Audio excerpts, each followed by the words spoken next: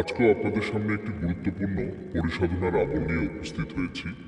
আজকের আমলটি অত্যন্ত একটি কার্যকারী এবং পাওয়ারফুল একটি আমল, এবং আজকের পরিসাধনাটি নিশ্চিত আপনারা বিশ্বাস করতে পারবেন না, একটি ভিন্ন ধর্মী পরিসাধনার আমল।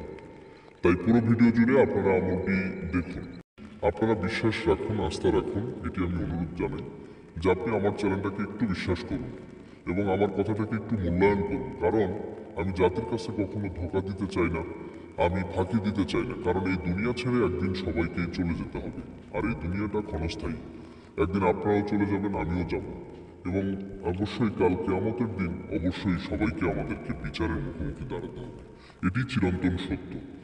তাই আসলে সেই দিনের কথা আমরা চিন্তা করে হলো এগুলো থেকে পরিহার থাকি। আমি সবার প্রতি অনুরোধ রইল আমার, আপনারা আমলগুলো আমার ফলো করুন।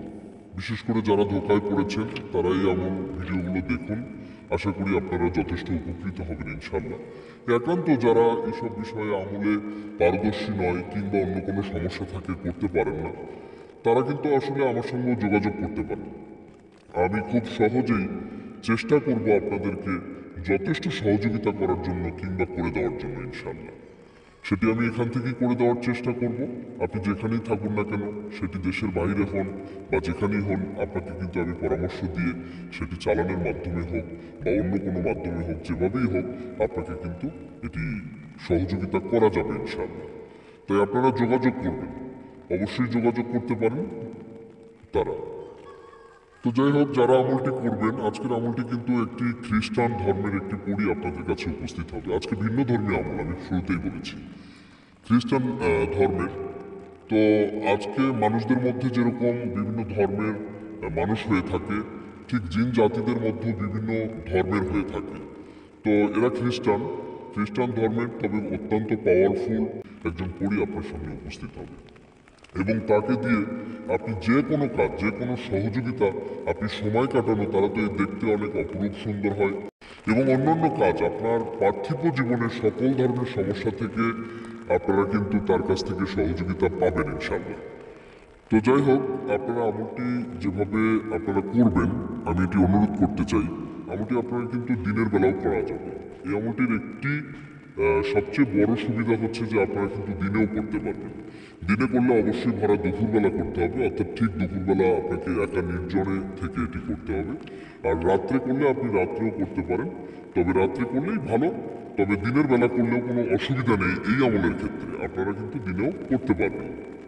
আর এই আমলের অনুমতির জন্য অবশ্যই আপনাকে কমেন্ট বক্সে আপনার নাম, আপনার বাবার নাম এবং আপনি কোথায় থেকে বলছেন, এগুলো কিন্তু অবশ্যই আপনারা লিখে দিবেন।